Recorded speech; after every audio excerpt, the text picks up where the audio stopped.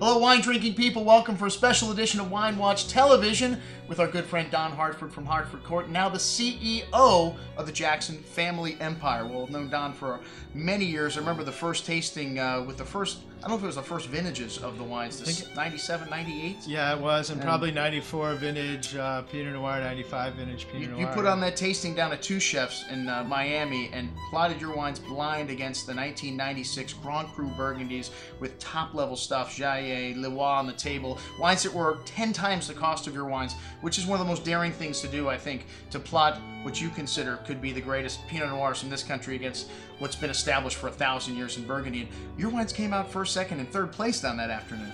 That was a landmark tasting for us, and I probably told the people I've been traveling around here in Florida, a couple times about that tasting and what we did, and really was such an eye-opening thing, I think, for everybody to be able to take a look at how these wines showed. And I think it takes a lot of balls, and I give you kudos. Ever since then, I put Don Hartford's wines up here. Anytime someone goes out on a limb and does that, I think it's a very brave thing to do. And you guys, to me, make some of the greatest expressions of Chardonnay and Pinot Noir coming from California. These two grapes to me really showcase the terroir that they come from.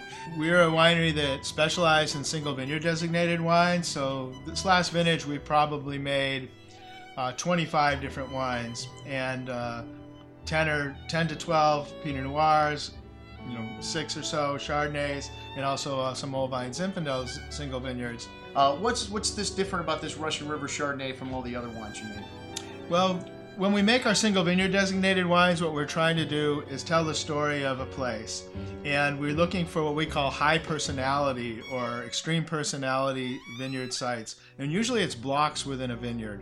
And so we go into a vineyard and we'll make a wine 2, 3, 4 years in a row before we decide whether it really merits to go into a single vineyard bottling. And what we're looking for are characteristics that are memorable in these single vineyard wines. Characteristics that'll be like an old friend. So if you meet them, you have a friend you went to high school with, and you see him, at your 30th year reunion, he's just as loud as he was when he was in high school. It's the same thing we want you to think about with our single vineyard designated wines. Is there's something memorable. It has that wet stone minerality to it. It's just as memorable in a 2014 vintage or a 13 vintage as it was in an 09 vintage. And you're starting making Russian River again. You guys used to do a Sonoma Coast entry level, and then you went away with that, and then you brought this Russian River product back. This is new as of... Boy, this is the third vintage, I believe. Third vintage now? Yeah, so with the Russian River Chardonnay and our Russian River Valley products, Chardonnay and Pinot Noir, what we're trying to do is draw on our experience over the last 20 years or plus of making wine in the Russian River and trying to create a wine that represents well the region, that shows characteristics of the Russian River Valley that are considered hallmarks of it. So in the case of this wine, we were looking for, there's a clone of Chardonnay in the Russian River that was developed there called the Rued clone. And the Rued clone is very highly floral. At 100% in a wine, for me, it's a little overwhelming. But at 5%, it just pops the nose. So you find this almost like honeysuckle aromatic in the nose of this wine. A signature of the Russian River, we knew we wanted it to be part of this wine. We have a vineyard we own that goes into this Russian River in the Green Valley. Very citrus driven, so it's like a lemon drop candy kind of a character. It is really something that's special about the Russian River. We wanted to bring it to this wine. It's got great concentration, great richness, and still has a nice backbone of acidity here. Wonderful balance. One of the things I love about Russian River Chardonnay is that juicy fruit. You have that lemon drop candy, like you mentioned before, which I find is very Burgundian quality. I get that in a lot of Chassagne Montrachet to me. Kind of a cool thing is, and we'll talk about one of the other Chardonnays in here, our Four Hearts, but which is a portion of the blend of this wine, but it brings almost like a candied ginger finish to this wine, which is a little bit of spice that makes it great for like a warm climate. If you're in a region like Florida or in Hawaii, to have that little bit of a punctuation point on the end of the wine that drives the finish is really something pretty cool, I think. 2011, we're moving to our Stone Cote vineyard, and this is blocks within the Durrell vineyard, actually. So, okay, so you're not on the Sonoma coast here, not the true Sonoma coast. It's, the Fort this Ross is, AVA. yeah, we'll taste some wines that have come from that region for Pinot Noir. And we do have a couple of wines, Chardonnays actually. It's a little misleading when you see Sonoma coast on the bottle sometimes. I know Seascape comes out from the true Sonoma coast area. Exactly, Yeah. and so this wine is actually, it could be considered Sonoma Valley, Sonoma County, or Sonoma Coast.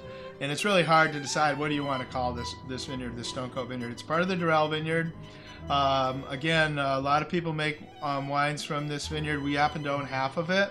The owner of Kistler owns the other, or primary owner of Kistler owns the other half of this vineyard. It's uplifted riverbed from millions of years ago. The story they tell is the Russian River used to not go out and take that right-hand turn after Healdsburg and go out to the Pacific Ocean, but went straight down into San Pablo Bay, where I know this is difficult without a map, but straight into the San Francisco We're going to Bay. superimpose one in for you. Okay. So the magic of Wine Watch Television. All We'll right. put it in there. So yeah, I mean, the story is the Mayacamas Range that separate Napa and Sonoma. It lifted up over years where the Russian River used to run straight down into San Francisco Bay, and it got blocked, but the riverbed is still there. And the riverbed of the old Russian River is where this Durrell Vineyard is. You get a lot of minerality out of this wine, and a lot of people, say the acidity is what lasts on your palate, leaves it fresh, but that minerality also leaves you that kind of effervescent or tongue-tingly feeling, which you get in this wine on the finish. Yeah, it has that, we call it a wet stone minerality, and the cool thing about this Stone Cote wine is it's got this beautiful, voluptuous almost entry to it, very open and broad in the mouth. Then it has a thread of this, I call it wet stone, and I think of these river stones strewn throughout the vineyard, a minerality that just runs right down the mid-palate of the wine that pulls it all back together and gives it structure. So it's rare, I think, when you'll find a wine that has this kind of richness to it, but a strain of minerality as well. Yeah, really long finish, lovely creamy texture to that wine. Wow, very, very good. Very well put together. And the Four Hearts, this is another single vineyard. This wine, Four Hearts Vineyard, is predominantly single vineyard wine. It's about 5% from some little West Side Road fruit. We're up where William Selliam and Gary Farrell are located, but it's predominantly comes from Tom Dellinger's vineyard. Okay. So Tom is an unbelievable winemaker. He planted this vineyard back in 1975. They're 40-ish-year-old vines, some of the oldest heirloom, coolest grapes in growing in the Russian River, and we're the only winery that Tom sells any fruit to. I was going to say, for all the vineyards you guys own, the family owns, you still buy some grapes because you got relationships with people that have incredible vineyards like this one. It's exactly true. I mean, if it wasn't kick-ass, we wouldn't be buying grapes from a grower. I mean, it really has to be something that is very special, an heirloom clone. And also, I'll say, I put in an ad for Tom. He is one of the most meticulous farmers in all of California. He color codes his vines. He picks them. There's not a leaf in the bin. He drives the fruit over himself and watches us. He makes sure we don't screw it up. He makes sure you guys don't screw it up. That's the attention to detail. Yeah.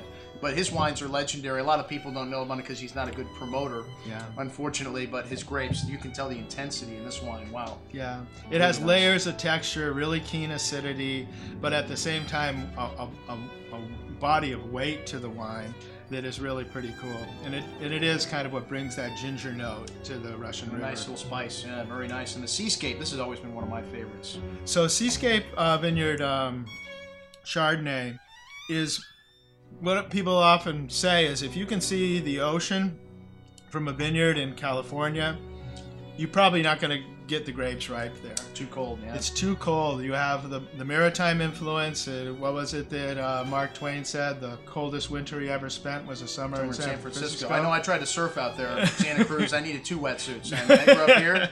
The water is so damn cold. So yeah, the grapes, obviously, that influences the conditions of the vineyards right there next to the Pacific Ocean. So the Seascape Vineyard Chardonnay vineyard, we sometimes pick this as late as the middle of November. So it's like the last grape. All of Cabernet, which is the latest ripening varietal, for the most part in Sonoma County, is all picked, and we're still waiting to pick this Seascape Vineyard Chardonnay because it's sitting looking right out at Bodega Bay, 1,000 feet in elevation. So really cool. Has kind of an orange blossom kind of note in the nose. And then it's got this lemon lime character in the mid palate. Very keen acidity. I think it was Robert Parker said, dead ringer for a high-class white Burgundy in his first review of this wine 16 years ago, whenever we made. I've always loved these wines, and thank God, they haven't got 100-point scores. Pinot Noir, for some reason, doesn't score that high. These Chardonnays have scored just as high as the Pinots, though, and it only makes a few hundred cases of this Seascape. Yeah, this vintage I think it's like 320. 320 cases. We're just glad that we can get these guys here in South Florida. We've always been on the list, and thank you so much for that. Always taking care of your friends here in South Florida. Not a lot of, I would guess these don't go to a lot of markets. No, I mean, we're talking in South Florida, there's a handful of 6-packs that come to South Florida.